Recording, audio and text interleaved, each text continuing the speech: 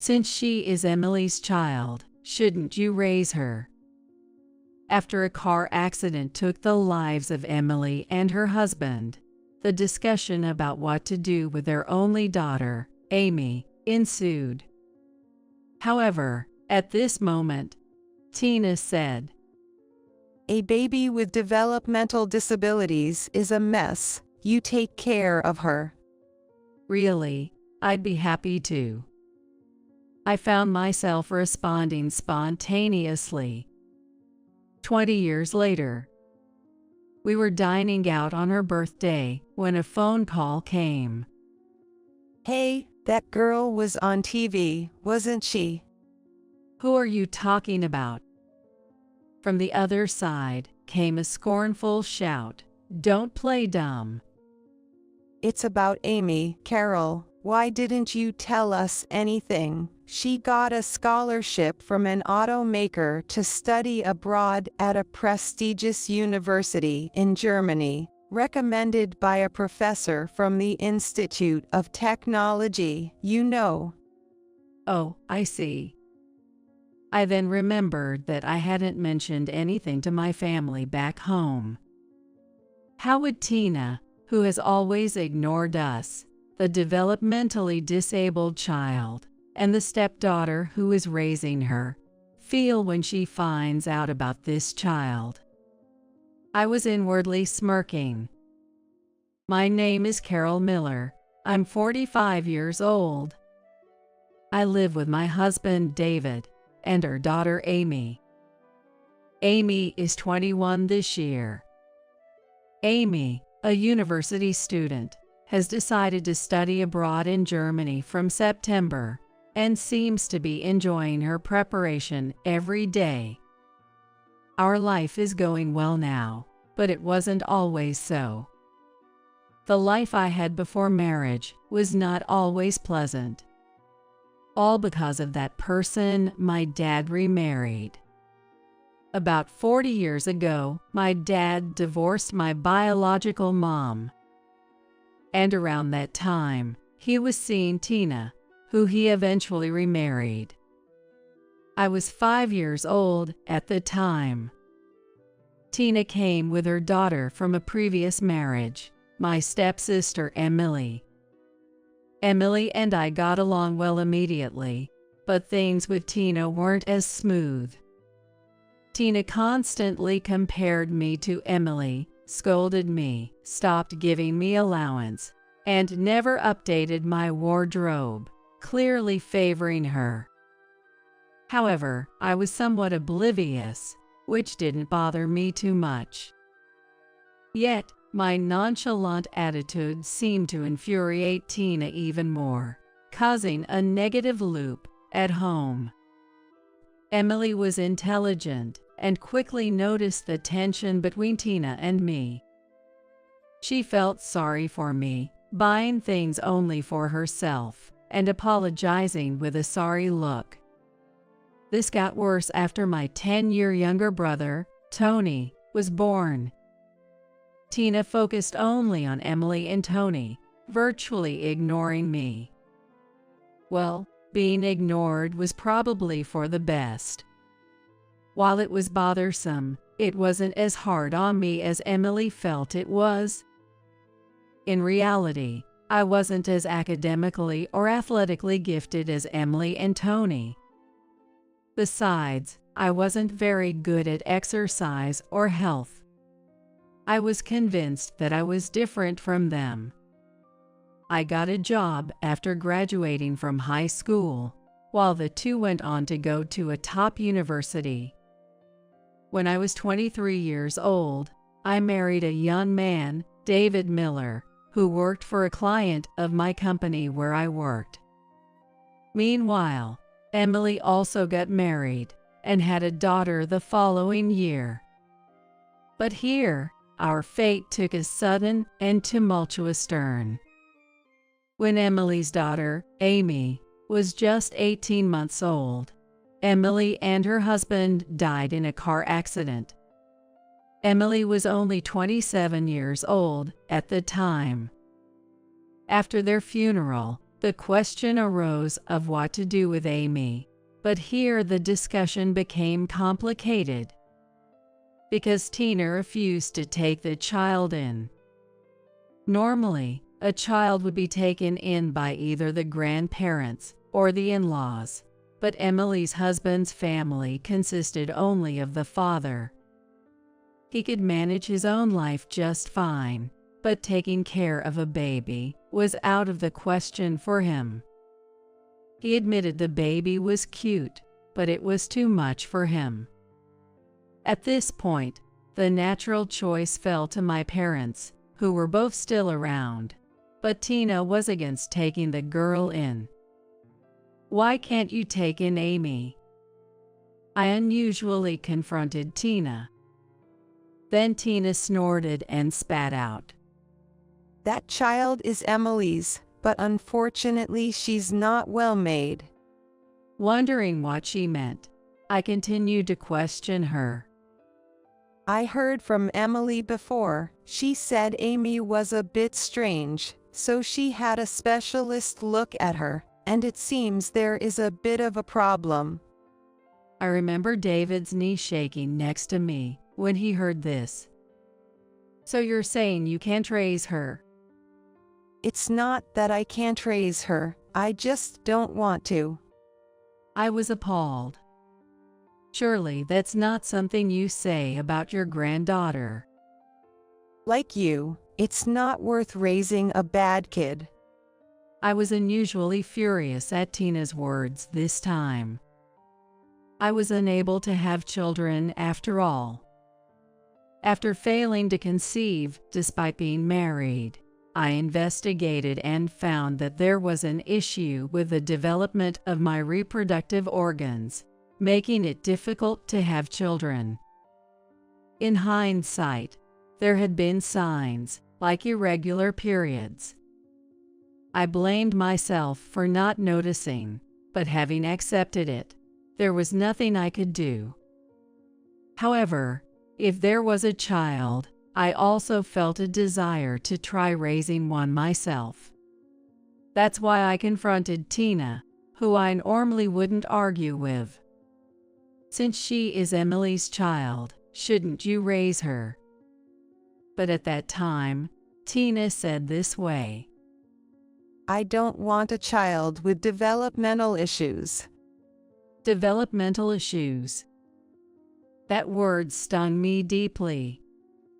I later realized that I too had some developmental issues, as I was slow to react and often made little mistakes at work.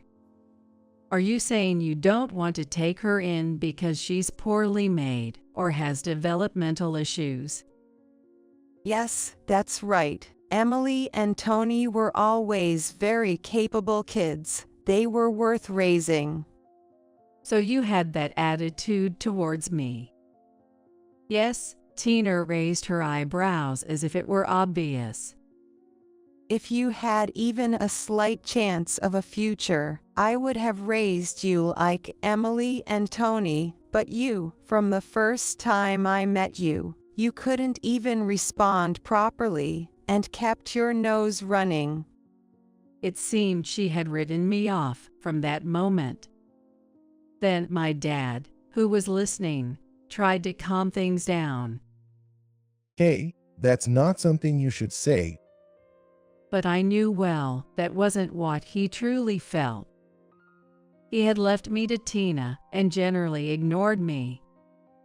That is because I looked too much like my mom, whom he had divorced. I had resigned myself to not expecting anything from my dad by the time I was in middle school. My real family, while I was at my parents' house, was just Emily and Tony. After getting married, my husband, David, was added, but those three were the only ones on my side. Emily was always kind to me. Influenced by her, Tony also called me sister and was affectionate towards me. So when this conversation came up, "What are you talking about, Mom?" only Tony got mad. pushed by his voice, I was further saying to Tina, "So what are you going to do with Amy?" Then Tina, after thinking a bit, threw these words at me with a sneering expression. "You incompetent, raise a developmentally disabled baby." Really, I'd be happy to. I had responded without thinking. I was glad to have drawn those words from Tina. She must not have imagined such a reaction from me. I remember her having a very odd expression. After this discussion, Tony said to me, That felt good. But are you really okay, sis? he was still 15 at the time. He was exactly 10 years younger than me. "I'm fine. I've always wanted kids. And you know, my husband is very understanding. I mean, I'm a bit slow, right? If there's something I don't get, he's the kind of person who'll explain everything. I see. And, you know, I could barely breathe back at my parents' house if it weren't for you and Emily. So I want to do for Amy what Emily did for me, as much as I can." Then Tony nodded deeply. If that's what you think, sis, then it's okay. But it might still be tough, you know. So if there's anything I can do, just tell me. That's what he told me. I was happy about how my brother felt, and I just patted Tony on the shoulder lightly. Emily's daughter Amy had shown signs of developmental disabilities from the beginning. As an infant, she disliked physical contact and was sensitive to noise. When she got a bit older, if she started something, she would keep at it indefinitely. So David decided to take Amy for an early assessment. Moreover, he suggested this. Let's also check our own tendencies while we're at it. David has had a personal interest in this field for a long time. Some of my friends have pretty bumpy traits. You know, they kind of stood out in class. But they were interesting guys. When David and I took the tests, I also understood what meant by my slowness. In an intelligence test that reveals 4 characteristics, my ability to think and observe, verbal comprehension, and perceptual reasoning were average, but my working memory and the ability to quickly process tasks, processing speed, were somewhat below average. That means you should avoid multitasking, and you'll be fine if you go at your own steady pace. He was generally balanced and above average, but as expected, Amy's test scores were highly variable. Her verbal comprehension and perceptual reasoning were exceptionally good, but her working memory and processing speed were barely average. This disparity meant that even if her overall IQ was good, living could be difficult. So I decided to really commit to raising her and quit my job. I had just been continuing without a reason to quit, so that transition went smoothly. Becoming a full-time homemaker, I was able to understand my traits from the test results, and under the doctor's guidance, I improved the efficiency of household chores. And when childcare necessarily involved multitasking, I didn't hesitate to seek external help. As Amy grew up, she often misunderstood questions and ended up not being well liked by school teachers, neighborhood adults, and friends. But whenever a problem arose, we dealt with it immediately. David and I were just trying our best with Amy. Interestingly, she knew from a fairly early age that I was not her real mother, and she accepted it in a matter-of-fact way.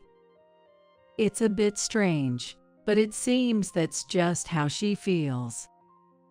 Then, she smoothly entered middle school and high school, and even managed to get into a target engineering college.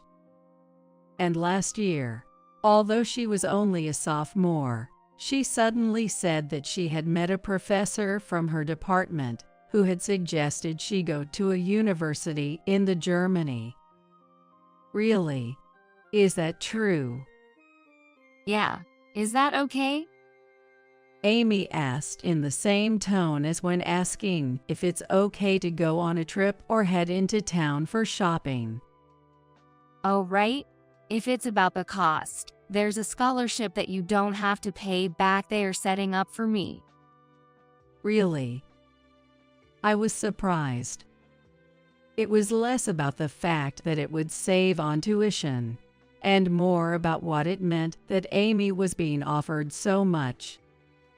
Honestly, I don't really understand what Amy is studying at school. I'm not very bright myself, and I was never interested in academics. Especially Amy's major in engineering. I mean, anything related to science was all Greek to me even in middle school. David was more of a humanities person, so while not as clueless as me, now all he can do is marvel at Amy's studies. So while I can't offer much in terms of interest or advice, I can certainly support Amy's growing interests. If Amy wants to do something, David and I were all for helping her pursue it. David, of course, was thrilled to hear this talk. The study abroad was set for after the summer vacation of her third year, and we continued our lives steadily preparing for it. And the new year came, and it was her birthday. While we were out eating, marveling at how beautifully our daughter had grown up, a call suddenly came in. I thought, what could it be? And looked at my smartphone. It was from back home. And when I looked closer, because I had kept throwing her down, I hadn't noticed. Was it 20 times? No, it was more than 30 times. It was like a bombardment of calls. What could it be, all of a sudden? I looked at the two of them. Both shrugged their shoulders. In these 20 years since we started raising Amy, calls from home were rare. Maybe you should answer it. Agreeing, I pressed a call button. Hello, this is Carol. Oh, Carol, what have you been up to? I called so many times and you never answer. As slow as ever. She's as loud as ever. Her voice was even leaking out to where the other two could hear. Sorry, I'm out right now. Oh, you and your excuses, always the same. So what happened? I can't be bothered with Tina's usual tone. The TV, did you see the TV? What is that all about? The TV. Just now, the evening wide show. They had a segment on promising young people. The Promising Young People segment. Really? That reminded me of the local station's evening wide show. Sorry, I've been out and haven't seen it. What happened? What do you mean what? Your girl was on TV, wasn't she? Who are you talking about? From the other end of the phone, a voice shouted, "Don't play dumb with me." Meanwhile, Amy took out her smartphone and started doing something. It's about Amy, Carol. Why didn't you tell us anything? Recommended by a professor from the engineering college. She's going to study in Germany on a scholarship from a car manufacturer. Oh, I see. I remembered that I hadn't told anything to my family back home. Really, Carol? Why don't you tell us such important things? From the other side of the smartphone screen, a surprisingly loud voice echoed. Hey Mom, is this what she's talking about? Amy showed me a muted video. It seemed to be from our local station's video channel. All right, next up, we'll drop by this lab. The anchor walks into a laboratory. And there were the professor, the assistant, and Amy, who had dressed up for today. What? This was today? Yes. Apparently, the content was about the promising young people that the broadcasting station thought highly of among the young generation. Why didn't you tell us about the study abroad thing? I let out a sigh. Tina, I thought you wouldn't be interested. I could have boasted to my neighbors that she would be on TV. What is she talking about? Amy looked at me, puzzled. I see. This isn't a big deal for Amy, I realized. Come to think of it, being on TV is a big deal for your generation, Tina. David also muttered quietly. Amy's eyes widened in astonishment. Indeed, it's true. When I was a child, it was a big fuss when the local TV station's cameras came to town. And when it aired, my siblings and I would crowd around the screen. Nowadays, anyone can broadcast videos, so young people aren't as impressed by local TV interviews. And I don't feel it's as special anymore, but for Tina's generation, appearing on terrestrial TV was really a big deal. It's something to brag about to the neighbors. By the way, Tina is very much a show-off. But that doesn't mean I have an obligation to report every detail to her. Tina, you haven't cared about Amy before, have you? You didn't even ask which school she was going to. So why should I specifically tell you now? Well, but still. I could tell Tina's voice was getting flustered. You would have thought she'd go to such a prestigious engineering college. It's the top science school in the state. Even Tony couldn't get in there. That's true. Amy attends the top engineering college in the state. It's quite prominent even on a national level. And our state, being a hub for the automotive industry, was involved in this study abroad opportunity. Somehow a plan Amy made on her own and proposed to her professor made its way into the hands of engineers at a major car manufacturer, leading to a scholarship. In fact, David was quite astonished when he heard the whole story. I never imagined a child with developmental disabilities could go there. Or is she normal? It is certain that she has a developmental disability. In fact, I was able to ask for a helper to help raise Amy, who had a very particular personality, when she was beyond my capacity for parallel work. But how could a child with such a developmental disability go to such a top-level college? We just expanded her strengths and supported her weaknesses. What kind of strengths are you talking about? I shrugged. Even if I mentioned her understanding of language, Tina wouldn't be easily convinced. I explained it to her like this. To be honest, I really don't know the details of what Amy is studying. You don't know. Tina raised her voice even more. You know I'm not the brightest, Tina, don't you? Well, that's true, but... As usual, she's brutally honest. She's always been like that with me. calling me dumb or slow. She never minces her words. Is that okay for a mother? It's fine. She's working hard and doing what she wants. I'm not really doing anything special, am I? It's true, but I mercilessly hung up the phone. She's the same as ever, huh? Amy said in disgust and looked at my disconnected phone. Then, about half a year later, the day came for Amy to go to Germany with her professors. I went to International Airport with David to see her off. Amy, are you really okay? Yeah, maybe. Amy answered in her usual laid-back manner. It might not be okay, but we'll deal with that when it comes.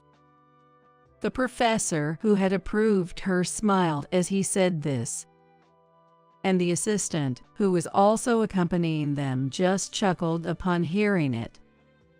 We spent the long wait at the airport talking in a cafe.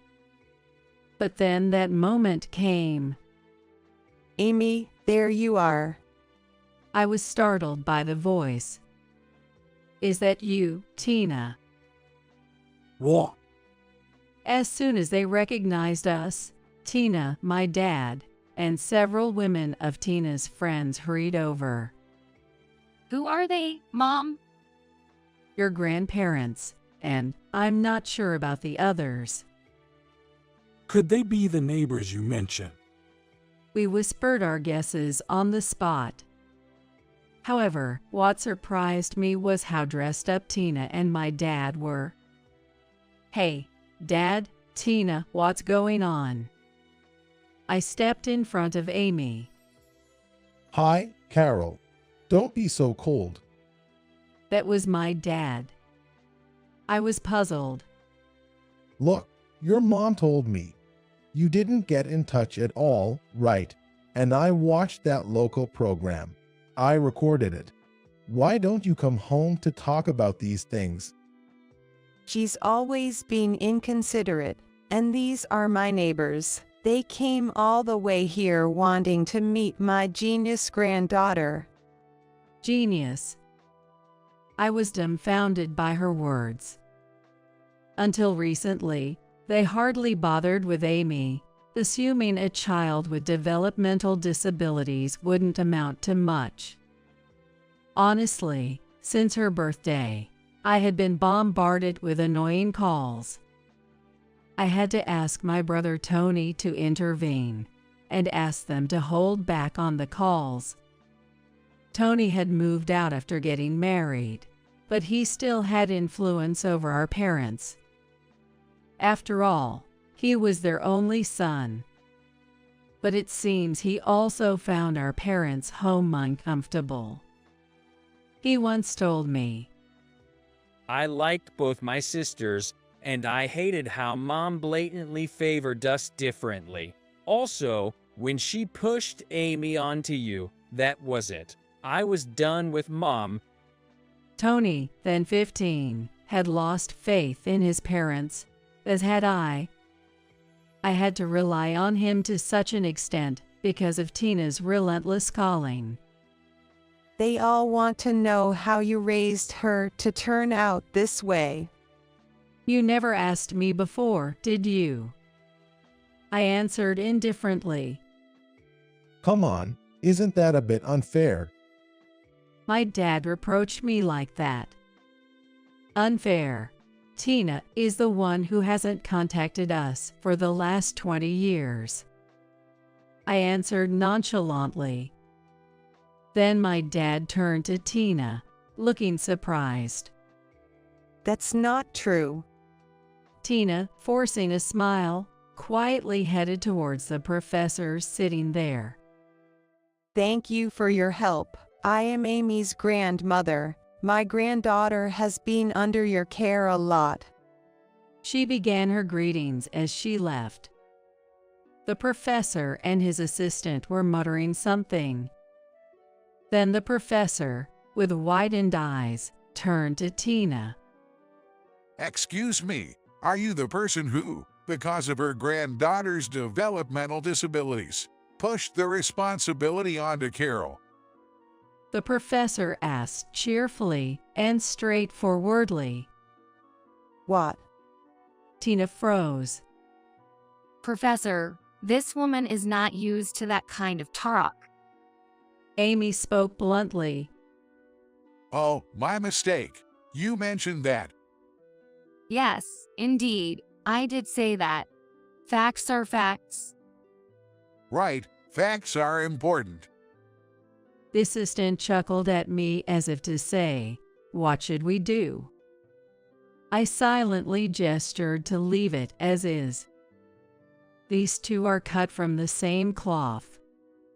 It seems that among university professors, sometimes you find this type of personality. They are very smart when it comes to their own research, but there is often something very off elsewhere. Having dined with the professor at our home several times due to Amy's matters, honestly, it felt like there was another Amy there. When the professor and Amy started talking, my husband and I couldn't keep up at all. Not only because the topics were specialized, but also because the conversation was incredibly abbreviated. And the leaps in their dialogue were staggering. Eventually, they'd get so absorbed in their conversation that they'd startle upon realizing the table had been cleared without them noticing. In addition, he was active and talked about Amy to an acquaintance who worked at a manufacturer's institute. Since her freshman year, she had been sneaking into seminars, becoming deeply involved in discussions. Apparently, she was a rare student who also pitched such plans in great detail, which they termed casual conversation, that reached even higher ups at the research institute, and they came forward with a scholarship, seeing her as a future talent they wanted. It's an unprecedented turn of events, isn't it? The assistant, apparently there to support such an unconventional professor, chuckled. From an outsider's perspective, he must seem very difficult. Honestly, if this professor lived nearby, I'd find it troubling. After all, he's the kind of person who can blurt out something about Tina so loudly. No, that's not true. I asked her to take in my granddaughter because Carol couldn't have children. Tina desperately denied it with a troubled look. Well, I actually have a pretty good memory. When Amy first snuck into my seminar, that story had already been told, and Amy herself has a good memory too. Yeah, I do have a good memory, right, Grandma? You left me when I was about 1.5. You remembered that time. Tina stared at Amy, shocked. Well, I don't actually remember, but I remember everything about my photos at home. There's nothing from before I was 1.5. That means before that, you couldn't bring anything home, right? Because of my biological mom's photos, right? I just figured it out from the timeline. Tina looked dumbfounded. Still not enough words. So, Tina, when I took Amy in, you didn't let me take even a single photo of her biological mom, Emily, did you? Did that really happen? She's talking about that. Because you kept all of Emily's photos to yourself, Tina. We don't have a single photo of Amy from her first 1.5 years, whether she was in them or not. At this, the neighbors behind us started murmuring. Yes, that was when I was about 7, I think. I heard it from my uncle. Amy, realizing she had been vague, suddenly started speaking rapidly. When I called my uncle, he said there were photos, but Grandma wouldn't give them to him. When I asked why, my uncle told me. Grandma really loved my mom who passed away, so she wanted to keep those photos. That's why any photos with me in them were off limits. So, I don't have a single photo of my real mom. The murmuring behind us grew louder. Not a single photo of her real mother. It's a little too awful. I remember, Carol was often left behind when everyone else went on trips. The neighbors seemed to have good memories too. I see, so Tony said that. He did a good job. I couldn't help but laugh a bit. What did you say? Tina overheard and glared at me sharply. Don't you understand why Tony moved out of the house, even though his workplace isn't that far away? What are you talking about? Tony was embarrassed that his mother was the kind of person who would kick out me or your developmentally disabled grandchild. I spoke slowly and clearly, making sure everyone behind could hear. And Amy added to my words, her tone bouncing. Well, I'm not sure why you came here, Grandma, but I don't need any contact from you in the future. I don't care about you and don't want any relationship going forward, and I won't even attend your funeral. She said it nonchalantly. I burst out laughing loudly. Hey, that's a bit too much to say. I added, though it was after the fact. Sorry, just telling the truth. The look on Tina's and my dad's faces was priceless.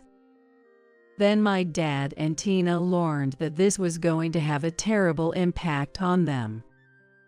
Someone had recorded our conversation at the airport, and it had spread on social media.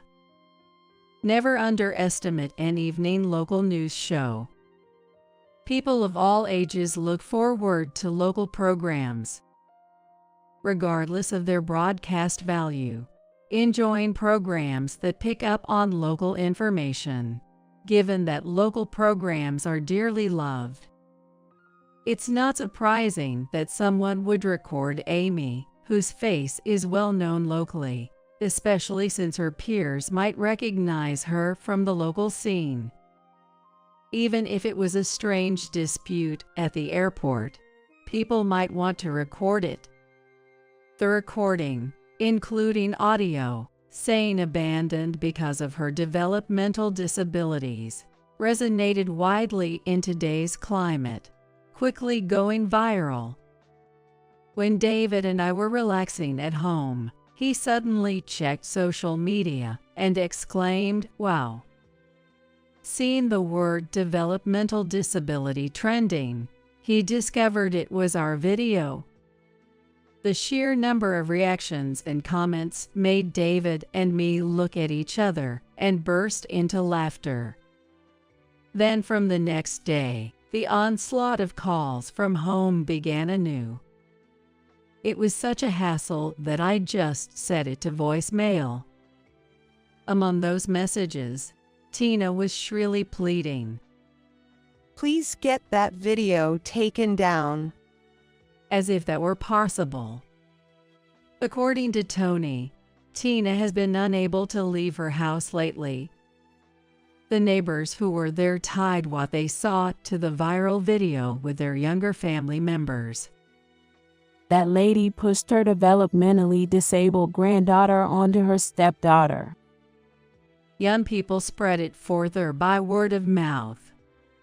The perception of developmental disabilities has changed significantly over the past 20 years. Tina's behavior would never be acceptable in today's world. As a result, whatever momentum she had has disappeared, and she now stays cloistered at home. My dad often calls me, seemingly distressed by having to listen to Tina's complaints. As for me, I keep the answering machine on because, frankly, it's not my concern. After all, my dad never did anything when Tina was bullying me. He can take care of Tina by himself, as far as he's concerned. Hello, Mom. I've settled into my room. I went to see the school. Since her arrival, Amy has been calling me daily. Such a huge campus. I think my German is somehow understood by everyone.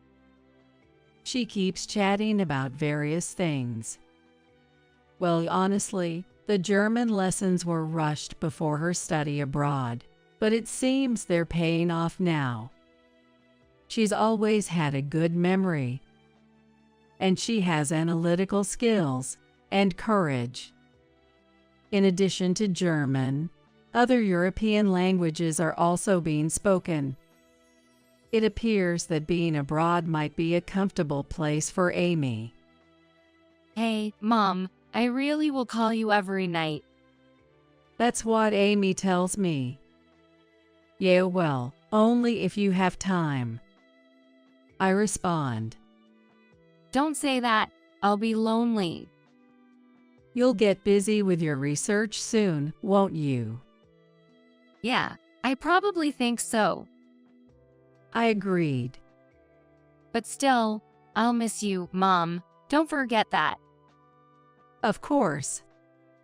With that, I end a call across the ocean, and I deeply reflect. I'm glad I took her in. David and I will be alone for a while, but when she comes back one day, I will cook many of Amy's favorite dishes. As I am her mom,